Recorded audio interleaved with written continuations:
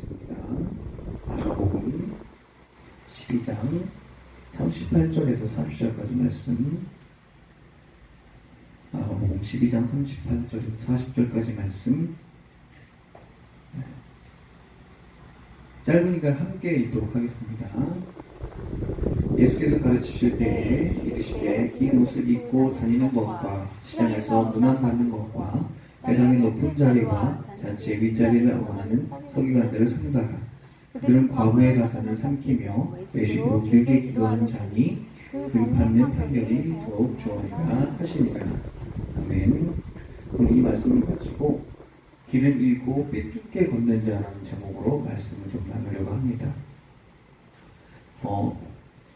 이제 지난주를 기점으로 해서 이제 장소, 공간에 대한 이제 설교는 다 끝을 내고 원래부터 했던 마가복음으로 다시 돌아왔는데 오늘 또 돌아온 부분이 이 부분이더라고요. 서기관들을 삼가라, 조심하라는 이런 내용입니다. 번역을 한번 해봤습니다. 전장으로 좀 넘겨주시고요. 전장 넘겨주셔서 전 페이지로 원래 본문하고 좀 보시면서 한번 보시기 바랍니다. 들어보시기 바랍니다. 예수께서 가르치시기를 너희들은 서기관들을 피해 다녀라. 그들은 긴 예복을 입고 한적한 대로를 조심스럽게 걸으며 힘들고 바쁜 상태에서 마음에도 없는 말로 안부를 묻고 교회와 잔치 자리에서 대접받는 자리에 앉는 것을 즐겨하며 과부의 재산을 등쳐먹고 가증스럽게 중언부언 기도하는 자들이다. 결국 이들에게는 그에 걸맞는 심판이 있을 것이다. 이렇게 번역해봤습니다. 의역을 좀 많이 했고요. 좀 이해를 돕기 위해서 의역을 많이 했고 그리고 이 본문을 준비하면서 예수님께서 우리에게 말씀하셨던 좁은 길로 가라. 넓은 길은 멸망의 자리고 심판의 자리니까 거기 가지 말고 좁은 길로 가라 라고 했고요. 그리고 서기관을 상정을 했을 때 이 당시 서기관이 어떤 사람이었을까라고 생각을 했을 때 저는 이렇게 생각을 했습니다. 그들도 하나님은 알고 있잖아요. 그래서 처음에는 열심으로 하나님을 믿었던 사람들. 그런데 조금씩 무엇 하나가 틀어졌는지 모르겠지만 길을 잃어서 삐뚤게 걷는 자들이 되어버리는 거죠. 하지만 저는 그들도 처음에는 우리처럼 성실하게 하나님을 믿고 주인 지키며 예배드리고 헌금까지 하면서 정말 성실하게 예배드리렸던 그런 자들로 상정을 했습니다. 그렇게 길게 좁은 길로 가다가 어떻게 되냐? 힘들어지는 거죠. 여기서 보면 긴 예복이 나오잖아요. 굉장히 상징적이죠. 긴 예복을 입고 어디를 가요? 시장을 가요. 시장 사람들은 어때요? 땀 흘리면서 삶 가운데서 열심히 치열하게 사는 사람들인데 거기 긴 예복을 입고 가는 거예요. 그래서 도와주지는 않고 그냥 마음에도 없는 안부를 묻고 길게 기도하고 중언부언 하는 거죠. 그런 모습이 떠올랐어요. 현대에 있는 사람들도 떠오르기도 하고 그랬던 것 같아요. 신앙을 끝까지 지키지 못했던 자들, 끝까지 하나님 나라에 가지 못했던 자들로 그려져서 이렇게 본문을 번역하게 됐습니다. 마라톤을 하면 힘들죠. 굉장히 힘들어요. 끝까지 가기가 굉장히 어렵죠. 그리고 지치기도 하고요. 괴롭기도 하죠. 그 가는 와중에 가다가 중간에 지쳐버리면 하나님께서 그를 이렇게 세우시고 이렇게 말씀하십니다. 너가 마라톤 끝까지 가면 내가 너에게 좋은 상금을 줄게. 좋은 TV를 줄게. 명품을 줄게. 좋은 차도 줄게. 집도 줄게. 그래요. 그러면은 그걸 생각하면서 달려갑니다. 막 달려가다 보면은 거의 꼬리 지점에 도달했을 때 그때까지도 막 좋은 차, 좋은 냉장고를 얻겠고 이런 생각도 하겠지만 정말 신앙이 성숙한 사람들이라면 꼬리 지점에 도달했을 때 좋은 차, 좋은 집, 좋은 옷까지들 생각하는 것이 아니라 그 과정을 통해서 얻었던 깨달음, 기쁨이 솟아올라오는 것을 느껴집니다. 그게 하나님이 우리들의 인생을 이끌고 가는 힘이거든요. 처음에는 우리가 세상적인 것에 혹해서 믿기도 했지만 계속 믿다 보면서 우리의 인생을, 우리의 신앙을 끝까지 지켜나가다 보면 좋은 집도 좋지만 좋은 차도 좋지만 그걸 격가지고 진짜 진짜 내가 하나님께 얻고 싶은 것은 하나님 믿는 것 그 자체, 하나님과의 그 교제, 그거 자체가 큰 축복이고 큰 행복이구나라는 게 바뀌게 되거든요. 물론 안 바뀌는 경우도 있어요. 근데 자주 많이 못 보거든요. 근데 그가 인생 끝까지 가게 되면 그렇게 되더라고요. 그런데 여기 있는 사람들은 마라톤 중간에 멈춰있는 이 서기관들은 이런 사람들인 거예요. 내가 어차피 신앙생활 하는 거 좋은 것, 좋은 명예, 권력, 좋은 이득을 얻기 위해서 내가 했던 거니까 그쪽으로 방향을 틀어버리는 겁니다. 목표점 꼬린점을 가야지 얻는 건데 그걸 그쪽으로 가지 않고 다른 격기를 통해서 하나님 말고 다른 방법을 통해서 그냥 틀어져 버리는 거죠. 그래서 오늘 제목이 길을 잃고 삐뚤게 걷는 꼬린점으로 가야 돼요. 근데 그 사람들은 이렇게 말합니다. 저 꼬린점으로 가세요. 저 인생 끝까지 저 끝 지점까지 가셔야 돼요. 이렇게 말을 해요. 그렇죠. 서기관들도 정말 그렇게 말했어요. 그래서 예수님께서 그 서기관들은 이렇게 얘기합니다. 마태복음 23장에 나오는데 그들이 말하는 바, 여기서 그들은 서기관들이요. 서기관들이 말하는 바는 행하고 지키되 그들이 하는 행위는 본받지 말아라. 서기관들은 말만 하고 행하지는 않는다. 이렇게 말하는 거예요. 예수님도 이미 마태복음에서 얘기한 거예요. 그들 말하는 거는 지키고 따르고 행해. 하지만 그 사람들이 하는 거는 본받지 마라는 거죠. 왜요? 그 사람들은 이미 꼬린점까지 가는 거에 지쳐버린 사람들이거든요. 가운데 딱 머물러 앉아서 그냥 저기 가면 돼요 라고 하는 사람들. 더 들어가면 어떻게 돼요? 더 들어가면 길이 점점 어떻게 해요? 좁아져요. 그럼 어떻게 돼요? 자기 의복이, 긴 예복이 찢어지겠죠. 찢어지고 상처 입고 더럽혀지겠죠. 우리도 우리 인생에서 분명히 이럴 겁니다. 우리가 하나님을 끝까지 믿다 보면 선택의 기도를 쓰겠죠.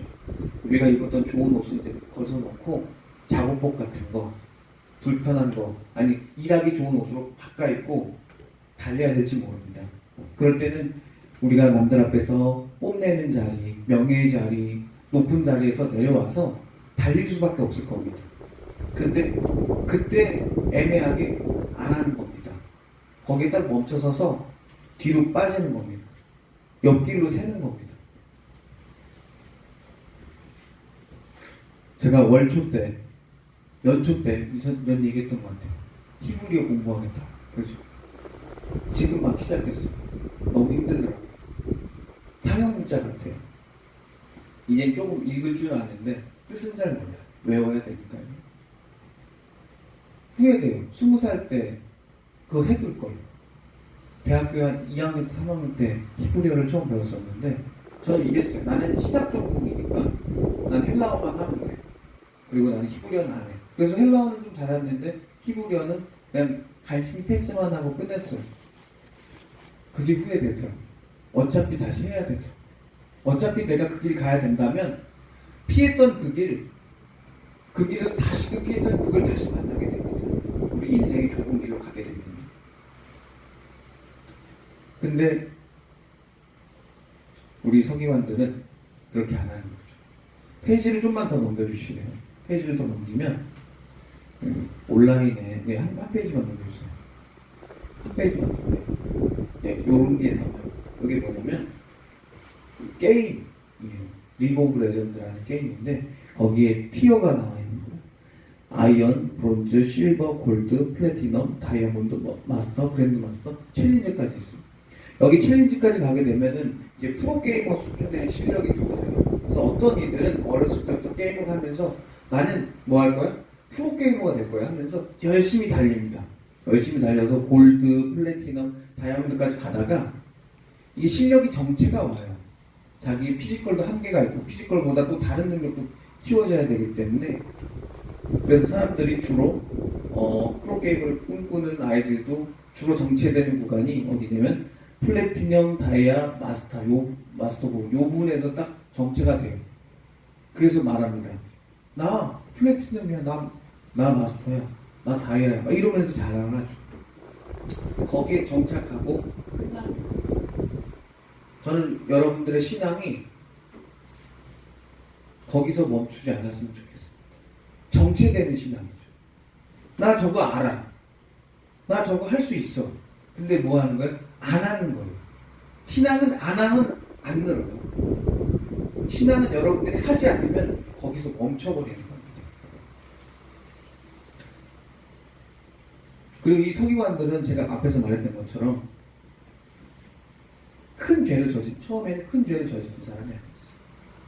근데 조금씩 작은 죄를 저지르고 작은 나태함이 큰 게으름으로 커지는 거라고 생각을 해요.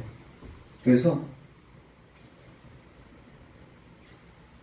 우리가 어렸을 때 어린애들이 지금의 청소년 아이들이나 혹은 20대, 30대들이 음란물을 보잖아요. 그리고 그게 죄가 아니라고 생각을 해요. 그렇게 되면 어떻게 돼요? 그 아이들이 20대가 되고 30대가 되고 저처럼 40대가 되고 50대가 되면 주머니에 돈이 생겨요. 그럼 그때도 음란물을 볼까요? 돈을 들고요? 음란물만 다운받아서 볼까요? 아닙니다.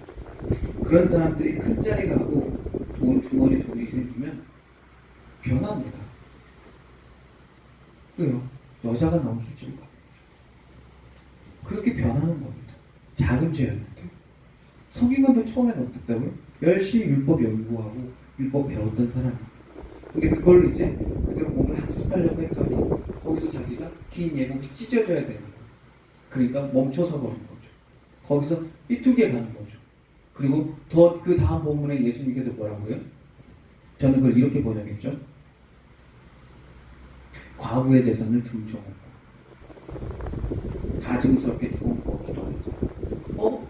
갑자기 예수님께서 뜬금없이 과부의 재산을 등쳐먹는데 왜요?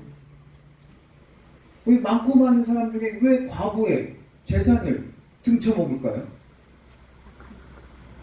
당시 유대율법에는 과부가 생기면 그 과부의 재산을 누가 관리해 주느냐? 서기관들이 관리해 줍니다. 고양이한테 생선을 맡긴 격이죠. 이게 그 당시 율법이었어요. 그러니까 예수님께서 그런 이들에게 말하는 거예요. 과부의 재산을 훔쳐먹는 자. 마치 당시 양을 목동들에게 맡기면 양을 잡아먹는 목자들처럼. 그랬던 사람들이 처음에 그들도 지금 온라인 세계 혹은 오프라인 세계 지금 있는 사람들처럼 저 어렸을 때는 야동 조금만 봐야지 그건 죄가 아니잖아. 그렇게 작은 죄 지었던 이들이 나중에는 큰 죄를 지어버리는 거죠. 왜? 자기 주머니에 돈이 생기고 힘이 생기고. 여기 있는 서기관들 보십시오. 처음에는 어렸을 때는 레위인으로서 어리게 공부만 하면서 살다가 이제 그렇게 살아가다가 이제 그 말씀대로 살아야 되는데 정작 그 말씀대로 지키대로 살지 않고 자기 재산을 챙기기에 바빴던 거죠. 죄는 큰 데서 안 합니다. 죄는 정말 일상적인 소소한 곳에서 죄가 옵니다. 잠깐 쉬어야지. 잠깐 나태해야지. 좀만 쉴까? 이런 거. 거기서 오죠. 다윗이 언제 죄를 지었죠? 옥상에 올라가서, 성전 옥상에 올라가서 조금만 쉬어야지. 둘러보다가 처음에는 음란한 죄였지만 그 다음에 살인죄까지 저지르게 되죠. 그래서 여러분들 일상으로 이제 돌아가실 텐데 그 일상 가운데서 분명히 죄의 유혹이 옵니다. 굉장히 사소하게 올 거예요. 굉장히 이거 뭐 해도 그만 안 해도 그만 그런 것들이 올 겁니다. 이 정도는 괜찮잖아 라는 것들. 각자 상황이 다르기 때문에 그건 잘 모르겠지만 분명히 그런 죄들이 오면 여러분들은 그때 이럴 겁니다. 이 정도는 괜찮지. 근데 그게 정말 치열한 영적 싸움입니다. 그게 영적인 싸움이죠. 마귀들이 여러분들의 마음에 계속해서 불어넣는 겁니다. 이 정도 해도 괜찮아. 이건 별거 아니잖아. 이 정도는 괜찮지. 그런 말들. 스스로도 그러다가 입에서 튀어나올 겁니다. 이 정도면 괜찮지. 그리고 또 이런 것도 있습니다. 보상심리도 있어요. 내가 여태까지 이렇게 했는데 이 정도는 괜찮죠. 라면서. 그리고 마귀들이 또 잘 쓰는 유혹이 이겁니다. 그 죄는 뭐예요? 작은 죄 정도는 괜찮아. 하나님도 넘어갈 거야 이렇게 얘기해요. 근데 여러분, 죄의 작고 큰 거는 세상 사람들이 판단하고요.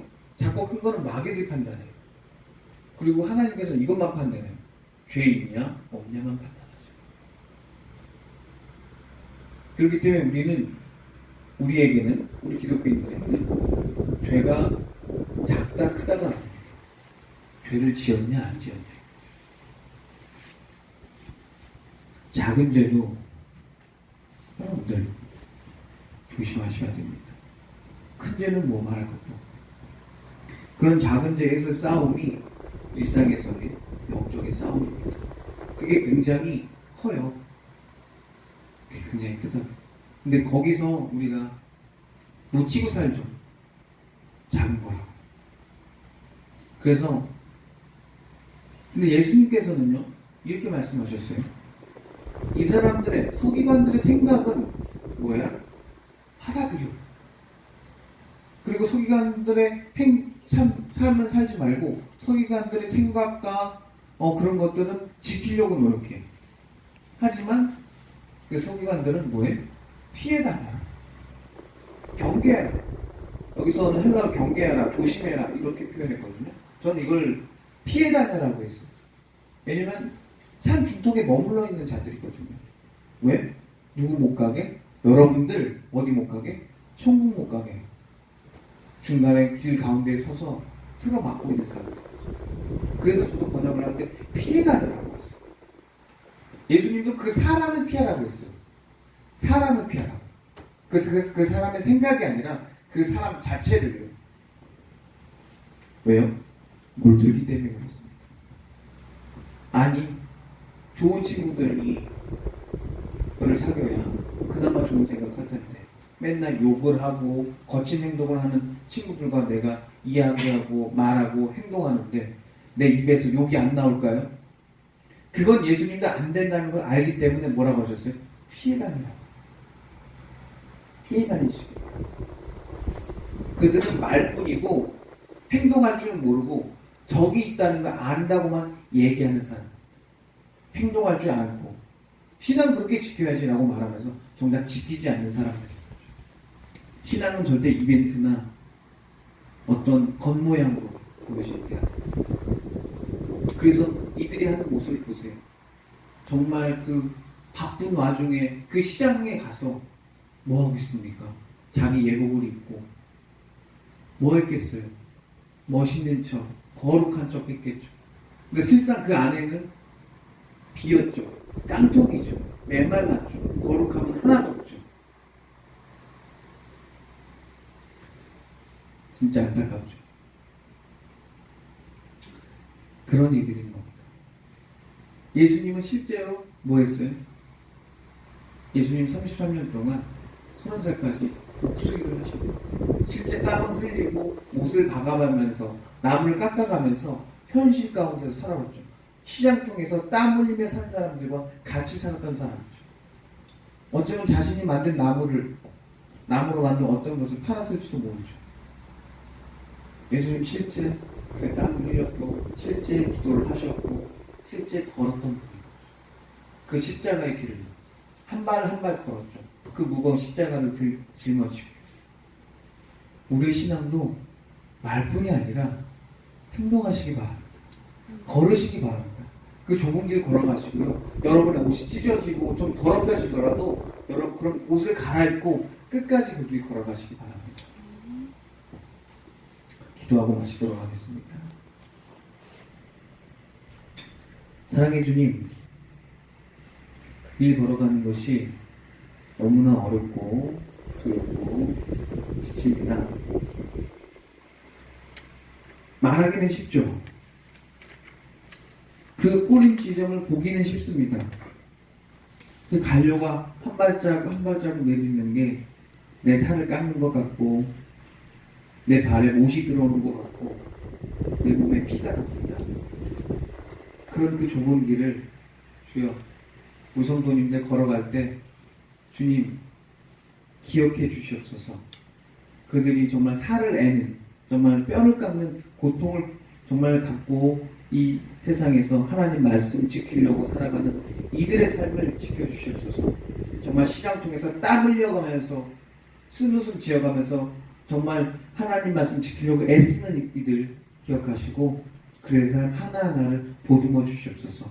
그래서 길을 잃고 삐뚤게 가는 자가 아니라 정말 그 길을 끝까지 보고 끝까지 걷는 자들 될 수 있게 정말 똑바로 걷는 자들 될 수 있게 주여 도와주시옵소서. 이 모든 말씀 언제나 우리의 사랑하시는 나사렛 주 예수 그리스도의 이름으로 기도드렸습니다. 아멘.